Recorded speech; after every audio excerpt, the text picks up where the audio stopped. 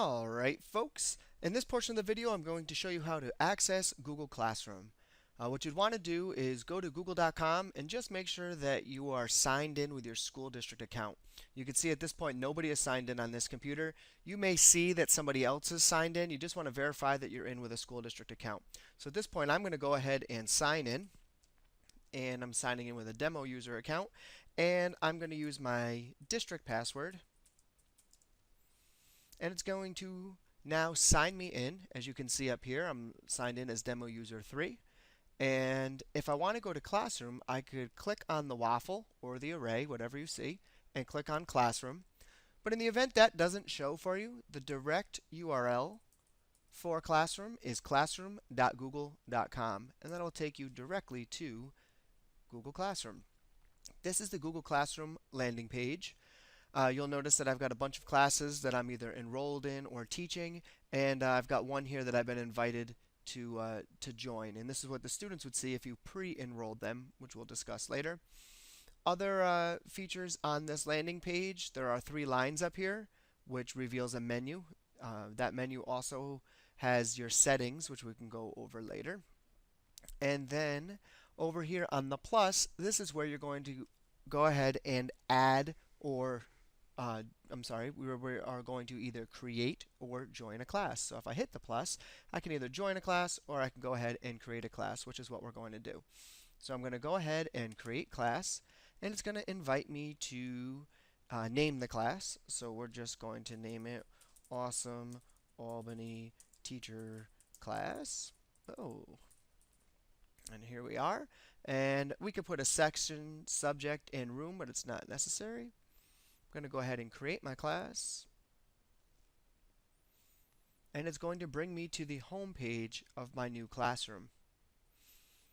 And the next, I'm going to close out of this little tour. In the next section of the video, I'm going to acquaint you with the major areas of Classroom. So Classroom is organized into 4 main areas, and you can see them up here at the top. We have the stream, and this is the stream page. We have a classwork page, we have a people page, and then we've got our grades page. So we're going to start with the stream. The stream is helpful if you just want to make an announcement to students. So you could literally just type right in this box, and we can go ahead and make an announcement. Now, before I send this announcement out, I want to show you a few other features of this dialog box. You'll notice it says for. Well, I can choose which classes is this announcement going to be for. So if I'm teaching 5 sections, I can make this announcement push to all 5 sections at the same time. If I choose just one class, I could then choose which students. So if I had enrolled students in this class, you would see a number of different students here. I could select all, or I could send this to just certain students. Now these two do not work together. So what I mean by that is if you select multiple classes, you then cannot just pick certain students from those classes. So that feature only works when you are selecting just one class there. Now if you notice underneath the announcement, we have an add button. And you're able to add something from your Google Drive, a link, a file, or a YouTube video right to your announcement. So maybe you just want to say, hey, go watch this video, or look at this review sheet, or check out this website that I found. And you could do all of those things very simply right here. This is not a good spot to post assignments, though. I will show you a spot where we could do that in a much better way. Now, over here, we could cancel if we decided we didn't like this announcement, we don't want it to show up. We could post it immediately, or we can use this drop down to schedule it. And of course, we could also save it as a draft. So in this part, I'm just going to go ahead and post this announcement. And just like that, my announcement is posted. If after the fact I decided, whoops, I didn't want that announcement to post, I could just come over here, hit those 3 dots, and then choose to edit it or delete it if I wanted to. You could also copy a link directly to it. There's another feature here on the stream that I haven't yet to discuss, and that is the ability to reuse a post. So if I click on this, it'll bring up this dialog box that will let me go reuse a post from one of the other classes that I've taught. And if I had posts here in that other class, you would see them show up, and then it would bring me to the same box that you just saw a moment ago. It would look just like this. The post would be filled in, and I would be able to go ahead and send it out. Also on this stream, if you are putting due dates on assignments, it would show up for the students over here as work that they owe. If you don't put in due dates, it'll say, woohoo, no work due. So that's just something to be aware of. Your class code is automatically generated. We may or may not be using class code, so I'll go over that in a few moments. But the class code is right here. If I wanted to display it more largely, I could do that by clicking on that box, and I can actually bring it to full screen if I wanted to as well. You can reset your code, and I'll show you where to do that in a few moments. Now, over here, we can also select a theme. So if I didn't love the theme that came up, I could choose a different theme if I wanted to.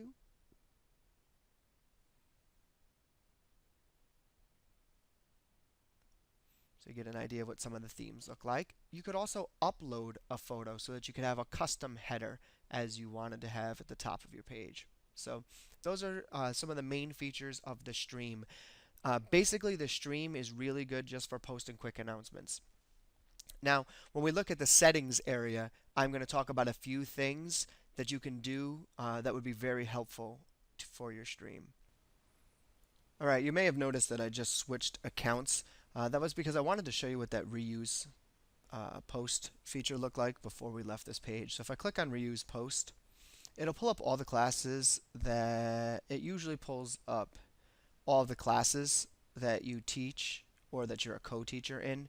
And if I were to go to one, I could reuse one of the posts from that class. So let's say I want to reuse this post. I click on reuse. I also selected create new copies of attachments. If there are any attachments, it'll do just that. And then it opens up that announcement dialog box as it would if it were a brand new announcement, and I would be able to post it right from there. So that's what that feature looks like. And now we'll take a look at the classwork page. So for the quick tour of the classwork page, I want to point out a few things. Up at the top is where most of the action is going to happen. This is where we create things to add to our classwork page. Next, over here on the right is our Google Calendar link, and we also have a link to the Google Class Drive folder. So what Google Classroom does is it basically puts a nice look on Google Drive and manages permissions. So when I clicked on that, you'll notice that I'm now in my Drive, I'm in Classroom, and I'm in the Classroom for Guide 1 class. That's the class that I'm in. So everything that happens in Classroom, all of the attachments and files and whatnot, gets stored in that folder in your Drive. So this would provide quick access to it. I find that most people don't use it, but it's worth noting that it's there. Over on the left side here, we've got our topic filters. So we've got all topics, example topic 1 and example topic 2. Now I had to create those from scratch. When you get in here for the first time, you will have no topics or anything sitting down here. I just wanted to give you a sense of what it could look like. So you'll see this, we have example topic 1 with some materials in it, and then we have example topic number 2. And I'm going to go ahead and show you how to create all of those items. And we'll do that right now. So we're going to do it all from this create button. So I'm going to go ahead and click on create, and I want to work from the bottom up. So we'll create a new topic. Now, keeping with our theme, we're going to call it example topic 3. You could call it week 1, week 2, week 3, or unit 1, or whatever the content is that you're teaching. However you'd like to divide your topics and name them, it's completely up to you. So this will be example topic 3, and I'll go ahead and add it.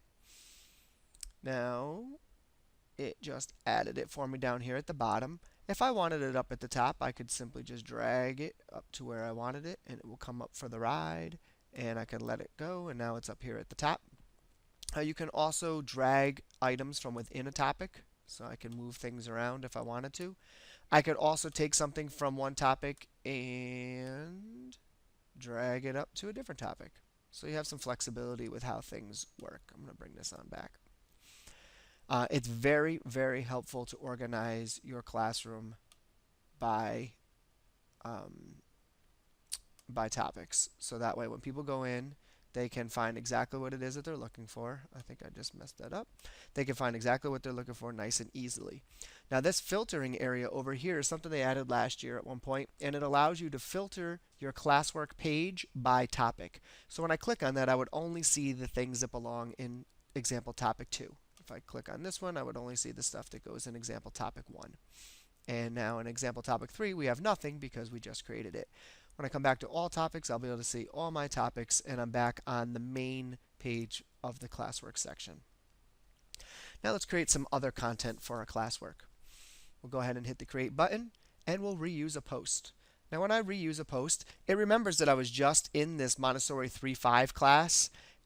If you weren't just in a class, it will come to all of your classes, and then you can choose which class it is that you want to reuse a post from. So let's go to my SPA Science Studio, and let's see. Maybe I would like to reuse my Google Copies of Graphic Organizers material post. So I'm going to hit reuse.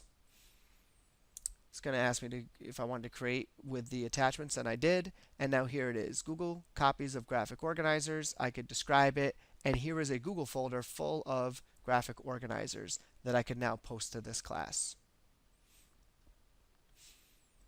I'll show you more about what that posting screen looks like. You'll notice I closed out of it, so it kept it as a draft here, which would allow me to go back and edit it later. Now let's take a closer look at creating a material. So I'm going to go ahead and click on Create and then Material. And these dialog boxes that you'll find in Classwork look very similar to one another. So this one is for creating a material. And you'll notice some changes from how it looked over the past year, where now this information is off to the right and it used to be up here on the top, and a little bit of a different look to the add and create area as well. So we're going to go ahead and title our material, and this will be Unit 3, Material 1. That's a very unoriginal name. I'm sure you'll do better. You can describe the material, so whatever it is that we're going to post here, and then we can add the material. So what the material could be.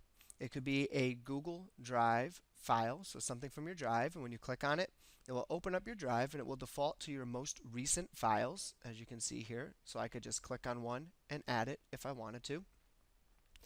I could add a link, so if I just wanted to send them off to a link, I could click on that and paste in the link. I could add a file, so this would attach a file from my local device, which in this case is a computer. But if you're using the mobile app, your local device would be your phone, and what's nice there is that you could attach pictures and or video straight from your phone. And then I could also attach a YouTube video. I could search for the video from within this dialog box. So I just search for cells in the event I was teaching something around cells in biology. I could also paste in the URL if I knew the address of the video I wanted to attach. If you're wondering, you could choose any combination thereof, and you can have multiple of each. Now you can also create a material. So if I wanted to, I could create a doc, slide, sheets, drawing, or form to go along with this material if I wanted. Now off to the right, I could choose which class this material is for. And you'll notice this looks a little different now that I'm signed into the other account, because these are all my classes that I'm either the teacher in or a co-teacher in. So I could push this out to multiple classes at the same time just by selecting the boxes that appear in the front. If I choose just one class, I could then select which students get this post. And in this one, maybe I only want John and Emmer to work on this one, so I'm going to select those two. Right? Or maybe I did want the whole class. So you have that flexibility. Remember, when you choose multiple classes, you're not then able to go and choose individual students from each class. Topic. I can add a topic by creating topic, or I could add this material to one of the existing topics. And in this case, I'm going to add it to example topic number 3. So this is a material. I'm posting it. Now I have the ability to post, or I could schedule, save, or discard. And in this case, I'm going to go right ahead and post this material to Unit 3. And you'll see in my example topic 3, I now have Unit 3 Material 1. Now I'd like to show you how we can create a question. So again, we're going to hit the Create button and go to Question. It's It's going to tell me that we're creating a question. I could ask the question here, but I think it's important that you know there are two types of questions you could ask: short answer or multiple choice. So in this case, we will ask a short answer question. Oops, how about we go with which district do we work for? Boom. And I feel like that's more of a multiple choice, honestly, so I probably would have to make that a multiple choice question at this point. How about we do something, what is your favorite part of teaching? And then you could go ahead and leave it short answer. But again, I could just toggle short answer or multiple choice. It's very simple to set these up. I could provide instructions. I could add, again, a Google Drive doc. It's going to do the same thing that it did in the material. A link, file, and YouTube. So you see they're very consistent with the way these things work and appear. I could also create something if I wanted to right from here. Over here, again, which class is it for? If it's just for one class, which students is it for? It will default to all. Is it going to be graded? It doesn't have to be. I could ungrade it. Due date. Now, if you want it to show up for students on the side of their stream, we want to put a due date on it, so that way they see that they have something that's due. There's also another spot for them to access what's due, and I will show you that later. Topic. I'm going to put this in example topic 3 as well. I can allow students to reply to each other, and I can also allow students to edit the answers if I want to. So I'm going to go ahead and do those things. If I switch it to multiple choice, you won't see those options. You'll just see the students can see a class summary. This is like a polling sort of effect at this point. So I'm going to switch it back to short answer. And as a matter of fact, as far as the students we're going to ask, I am only going to ask demo user 3 in BA Baracus, just so these other folks here don't get emails this evening. So we're going to go ahead and ask the question. And you'll see now that at example topic 3, we have a material and we have a question. And again, we could just reorder them if we wanted to, right? It's very simple. Now I'd like to show you how we can create a quiz assignment. Now, creating a quiz assignment leverages Google Forms, and it's a variation of creating an assignment. It's something that they had phased in. For a while before this feature came out, you were able to create a self-grading Google Forms-based quiz, but you had to build the quiz in Forms first and then attach it in a very specific way to the classroom. Now they've simplified the process. You go to Create and then Quiz Assignment, and it will open up like this. We'll give it a name. This is going to be our Unit 3 quiz. I could post in instructions if I wanted to. I could add the very same things I've been able to add right along. I could create the very same things I'd be able to create. But in this case, they've already attached a blank quiz for me. And now what this is a Google form that's been turned into a quiz. And I'll show you how you do that to a Google form in just a moment. Now, also, you're able to lock this quiz if it's taken on managed Chromebooks, meaning that the Chromebooks that we have in the City School District of Albany are managed devices. They're owned by the district and managed by them. So if you turn that on, it will lock down their browser to just this quiz. So that way they can't open up other tabs and go Googling answers. All right, so that's what that part there does for you. This piece here allows us to import the grade. So after the students take the quiz, it will go ahead and we can run an import and import the grades for us. And if we want to create this quiz now, we just have to click on blank quiz, and it's going to open it up, and it'll be a blank Google form that's got one question ready to go. It's already been turned into a quiz for us, and I'll show you where that is first in the event you want to do this yourself. Or you have Google Forms that you wish were quizzes or wish could self-grade. Most likely they can, and you'll be able to accomplish that relatively easily. Over here at the settings sprocket, you go to quizzes, and you can just flip this on and turn it into a quiz. You'll note it's already been done because it was added as a quiz assignment. And again, you'll have features here, adjustments that you can turn on and off. So we have our quiz, and this is where my first question could go. What day is today? And it actually thought I wanted a date question, but I want a multiple choice. So I just click on it and tell it, nope, I actually wanted multiple choice. And I can add in my choices. You get the idea. Now, you may have noticed that when I hovered over the question, this image icon showed up. So I could add an image as the question itself. I can also add images as the answer choices. So that can be really handy, and it's something I want to point out. I also looked at the types of questions really quickly. If I were to point out anything to you, it would be that the checkbox question is different from multiple choice because it allows you to have multiple answers. You can have students upload files, which can be helpful. Um, Linear scales, we can have like a 5-point scale sort of effect. Multiple choice is one answer per column, and checkbox grid is multiple answers in each column, and then of course date and time. So those are some of the questions you have at your disposal.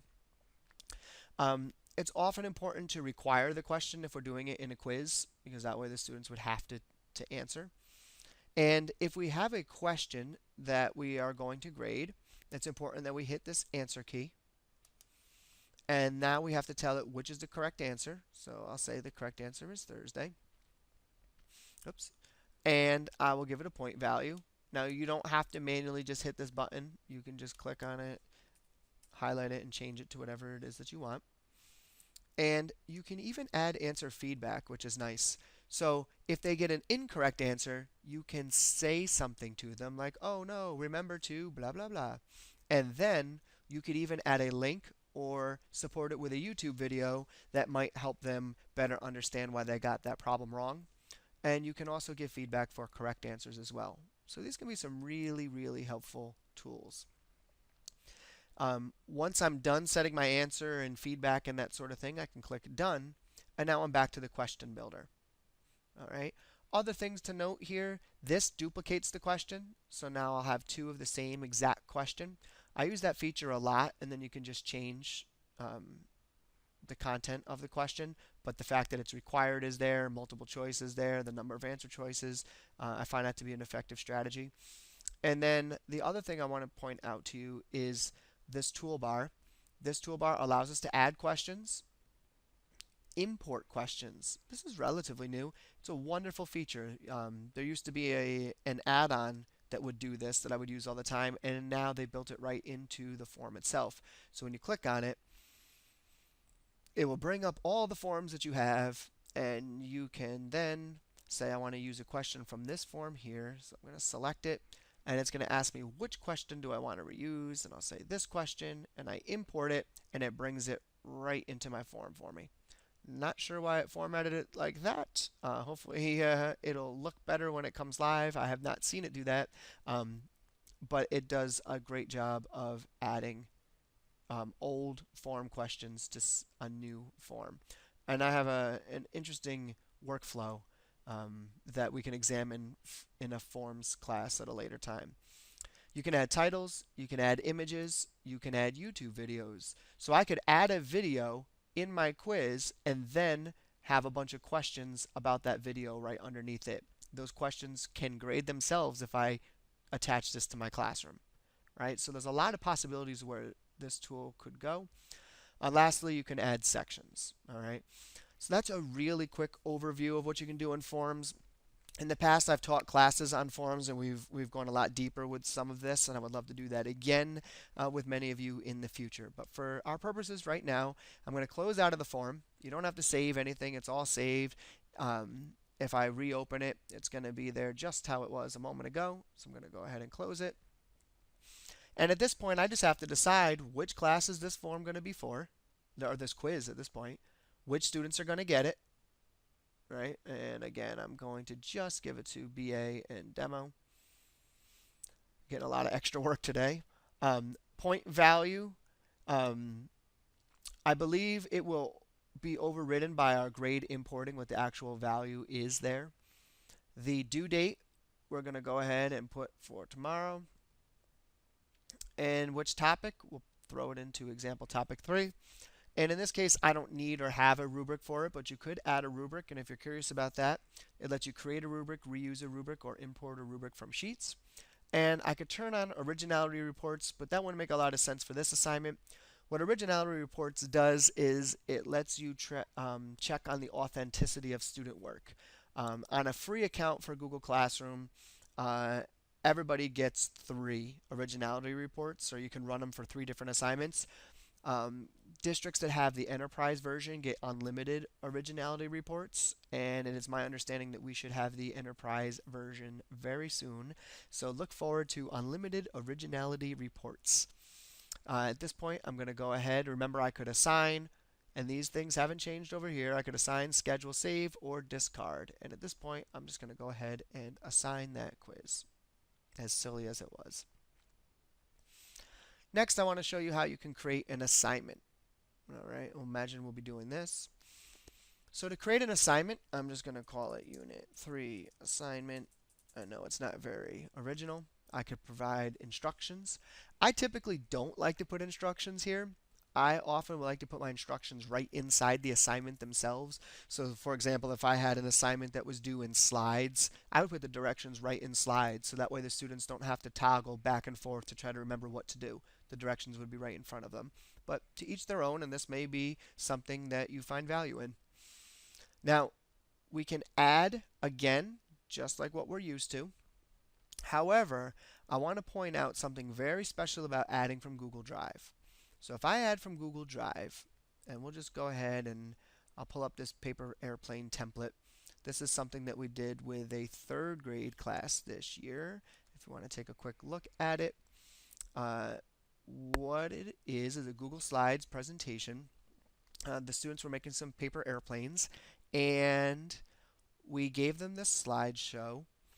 So they had already made their planes, and we showed them how to take a picture with their Chromebook and insert it. So then they had to insert a picture of their plane on this page and then answer these questions. All right.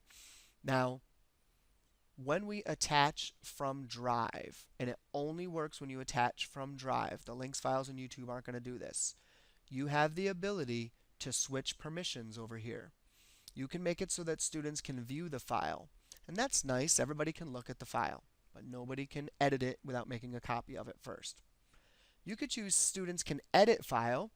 This one can be dangerous. This means that every student that you send this or assign this to is going to have the same editable copy. So they'll all be into one file with editing rights. That can go off the rails. But it can also be used very strategically and effectively if you say maybe only assigned, remember for our students, well maybe I only assigned it to 4 students and it's group work. Well then I might want them all to be editing the same file. So that could work. And then here we have make a copy for each student. And this is what we chose for that particular assignment that I was just showing you. And this is where I find tremendous value, right? We're making editable copies for each student so that they each get a copy of it and are able to edit their work without other people seeing the changes that they're making. And then the teacher will be able to see all of those changes. That's how we were able to get the students to take pictures of their airplanes and answer those questions separate from one another. So it's a really powerful technique. I'll show you another example real quickly. If we go back to Google Drive, this will be an example. If you've done a session with me on Google Classroom, you've probably seen this or actually have had to do this, where we have a sorting fractions activity, right? So we're saying, oh, this one's close to 0, and this one over here is close to 1, or whatever it is that we're doing, and they're dragging things around. You can also do this in slides very easily. What's nice here, again, is if I attach it in this way, and I make a copy for each student, they will each have their own editable game to play, essentially, right? It's like a smartboard activity, but reimagined so that instead of a one-to-many where each person has to go up to the smartboard and move things around, each student would get their own editable copy to work right on their Chromebook. So those are a couple reasons why you might want to use that. Add Google Drive, and then super important, make a copy for each student. All right. Now they've added this, which lets you create from scratch your template. So if I wanted to go to Docs, it's going to create a doc and then open it for me. All right. And I'm just going to call this, I want to show you something. I'm going to call it sample, oops, hey, sample 3. And I'm just going to insert a table here this, and I'm envisioning something where I have maybe we'll do the old, remember this guy? Oops, noticings and wonderings. I don't know why we have a capital O over there, but get the idea, right? That sort of thing. Maybe and it's set up this way. But what's important is I'm thinking I want to give the students or colleagues, whatever it is, whoever I'm sending this to, a way to edit a doc that I'm able to see that would be separate from one another, right? Each person's going to be able to make their own editable copy. So here we have it. I'm going to close out of it. And now students can view. Nope, I want to make a separate copy for each student. Now you'll notice it still says Untitled over here, even though I gave it a name. That's fine. It's going to change the name and append the student name to it. So it's not going to be a problem for you. Again, over here, I decide which classes, which students, point value. I'll make it ungraded. It's going to be due tomorrow.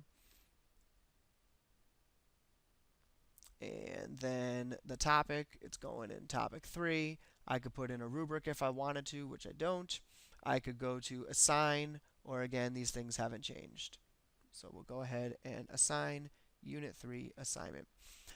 One important thing I just want to mention about that, make a copy for each student. If by chance you created an assignment and you forgot to make a copy for each student, there's really no fix other than to delete the assignment and recreate it. It doesn't let you manage the permissions to turn it into a make a copy for each student type of an assignment.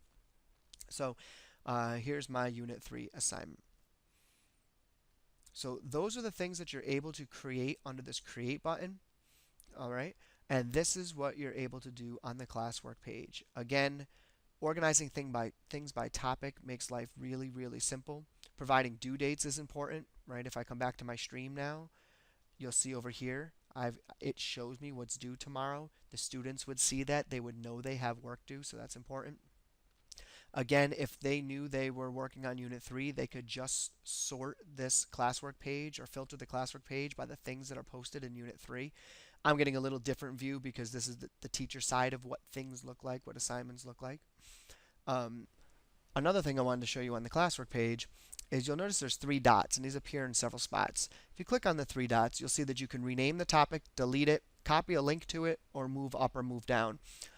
Back in the day, you had to move up and down manually. Now you can just click and drag them, which is a lot easier. When you hover over a material, assignment, quiz, or quiz assignment, you see 3 dots as well. You can then edit, delete, copy a link, or move up or move down those things as well. Now, if you're wondering what do the assignments look like when the students do them, like what does it look like when I get it back? If we come to one of the assignments that was due from our example topic 1 and I click on it, you'll see that one person turned it in and it was assigned to 5. So let's go take a look at it. So I view this assignment. Now when I view the assignment, on the far left side, it will show me that I'm looking at all students, or I could sort by status if I wanted to. It's showing me turned in. We have one person who turned it in, and we have a bunch of other people that it was assigned to that just never got around to it. Over here you can see our one person has turned it in. Now, if I click on it, it brings me into this newer viewer, and this viewer is pretty nice. Real silly example here apparently, but what the viewer lets me do is move from student assignment to student assignment by using these arrows up here. So I'm able to go from one to the next, provided that we had a bunch of different assignments turned in, which that is really, really handy. It also allows me to grade it right here. So if I wanted to provide a grade, I can just throw in a grade. I could give a private comment. A little tip on the private comment is it's nice if you put your initials first and then your comment, because when the students comment back, when you look over here, it'll show your comment over here, but you can't necessarily easily tell whether it was your comment or student comment. But if I put my initials first, when I just scrub up and down, I would see if something didn't start with JD, and I would know that that was most likely a student comment that I needed to respond to still. So that was a tip that was given to me that I like to pass on. I can also access my comment bank. So if I've preloaded some comments in my comment bank, I could then get in here and copy the comment. Oops, that I would be able a copy a comment that I would be able to use. Let's do it that way. Copy to clipboard. It was in my mind and I had forgotten about that. I guess, but and now I can just Control V and just pop that comment right in there. So I'm going to get rid of the word comment, and you can see that we have a private comment. And I'm going to go ahead and post the comment and return this assignment. So I'm returning it with a score of a 90 out of 100. And then had other people turned it in, I'd just be able to go from one person to the next person here. Now, you'll see that my comment showed up right here. JD, I can see you've been working, right? If I click on it, we can see the rest of the comment. If a student responds back, you can have a private comment thread here. And I've even heard of teachers that don't grade it on the first submission, but instead give them feedback and things that they could do to improve their grade, and then put that as a comment and send it back to the students so that they have to make those changes prior to receiving their grade. So really focusing things on the learning. Once I have my assignment here, I can just select it, and then I could return it back to that student there. I think we actually may have already returned this assignment. So let me see. We also have the ability to email selected students. Stay tuned on that. All right. So that's essentially what that assignment page looks like. I just flipped over to the instructions as opposed to being at the student work section. When I want to get out of here, you can use the back browser on your back arrow on your browser, or you could click back on Classroom Guide and then navigate back to Classwork. If you're wondering how quizzes and those sorts of things come in, here's a quiz that's got 3 people that have turned it in. So let's go take a look at it. We'll view the assignment. Now, with the quizzes over here, you'll see import grades. So I'm going to go ahead and import those grades. And it should have just imported grades for anybody who took that. Looks like we have 2 zeros and a 100. So congratulations to B.A. Barakis on your 100. So again, I could select these students here and return that to them. And when I return, I could put in a private comment. It's private in the way that it doesn't show up in a public space to all the kids. It ends up sending it to each student. So you could select multiple students and send the same comment, and it's essentially a private comment. They wouldn't see it posted anywhere publicly.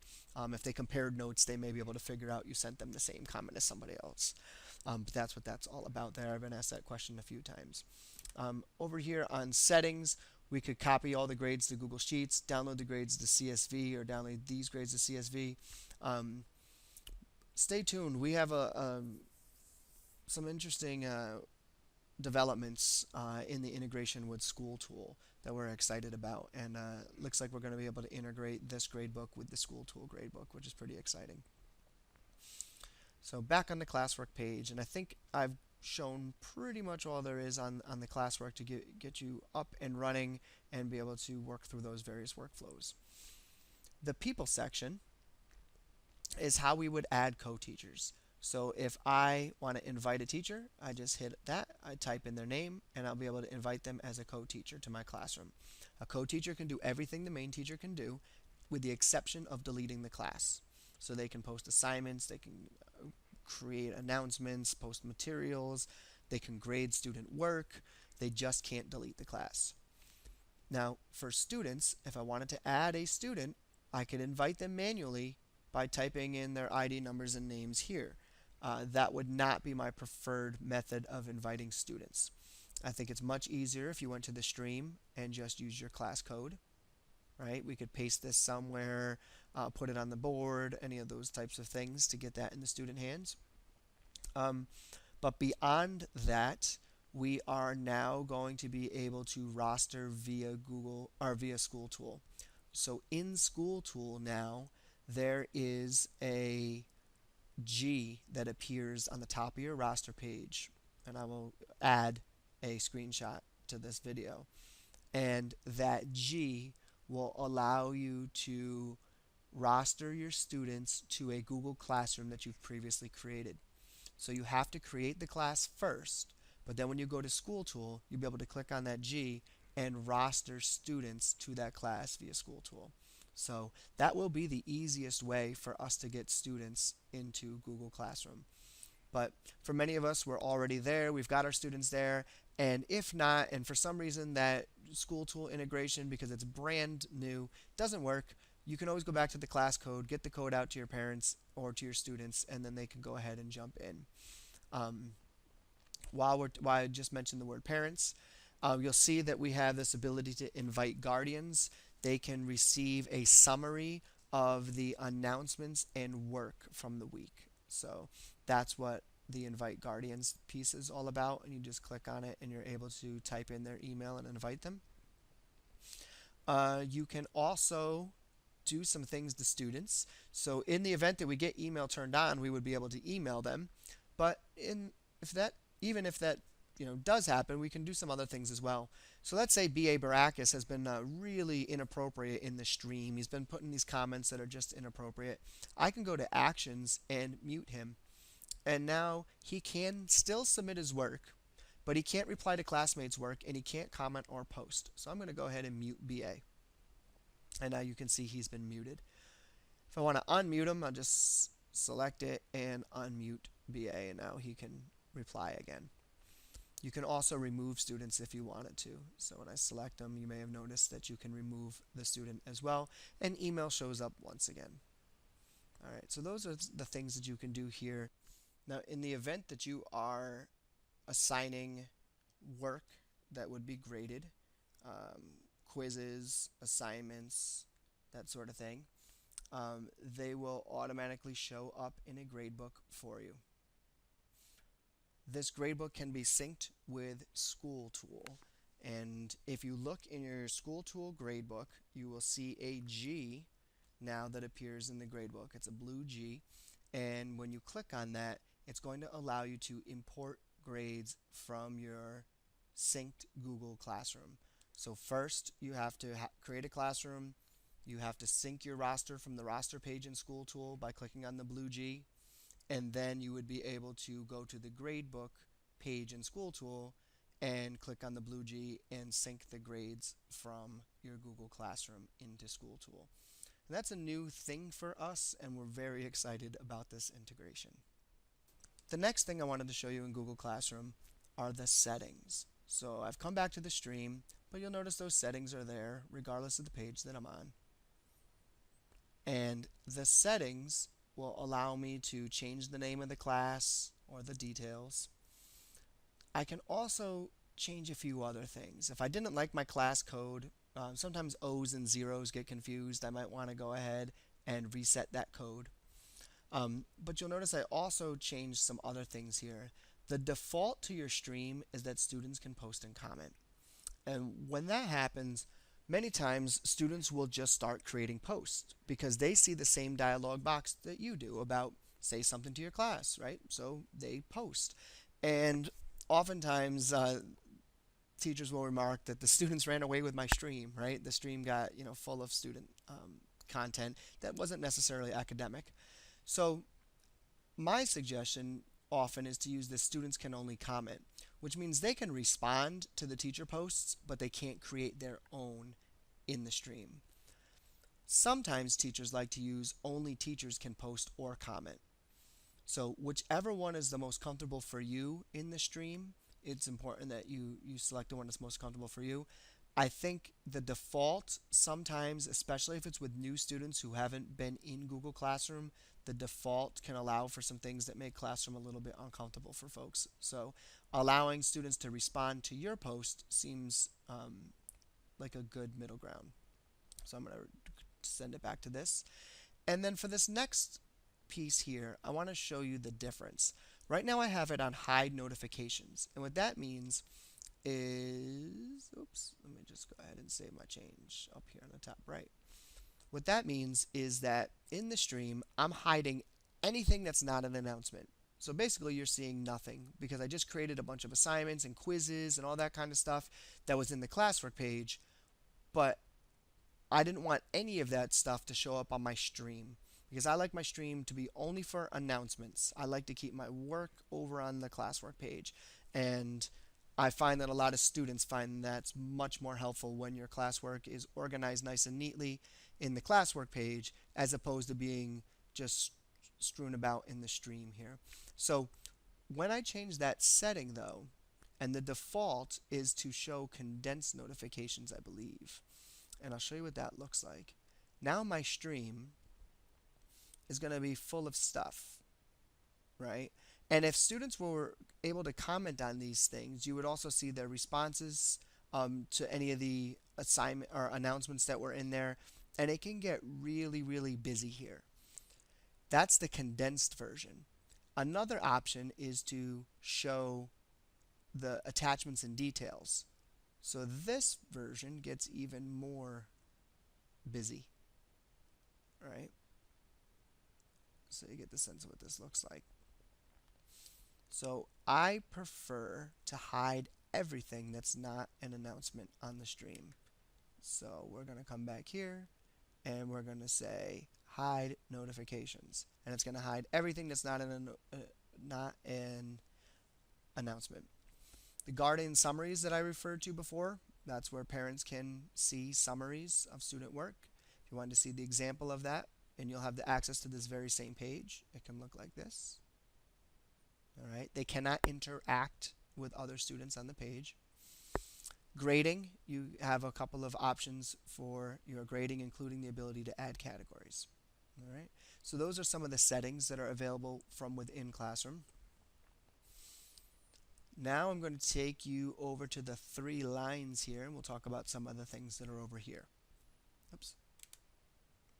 So on the 3 lines, this is your class's homepage. I can come back here and I can see all of my classes that I'm either a teacher in, a co-teacher in, or that I've been invited to teach. Next up is my calendar. This brings me to a Google Calendar, and I can switch between which classes I want to see, or I could show all classes. So you might find that's helpful in keeping things organized. And you can see these 3 items belong to my classroom that we're demoing right now. Next up is To Do. This is a really helpful feature for teachers and for students. The students see what they owe, and on the teacher side, we see what we need to do. So like, what do I still need to grade? So it's going to pull up all of my classes, but I could filter it out so it would just be looking at this looking at this particular class, which is our I think I have too many classes. What do we think? So the reason there's this many classes, aside from being invited to co-teach with a bunch of you, is that I tell people when they take a PD session with me that I will not take the resources down. So I leave my classes up, and people as recently as yesterday told me that they are still going into some of them to retrieve some materials. So I leave them there, and that's why it looks a little bit crazy there.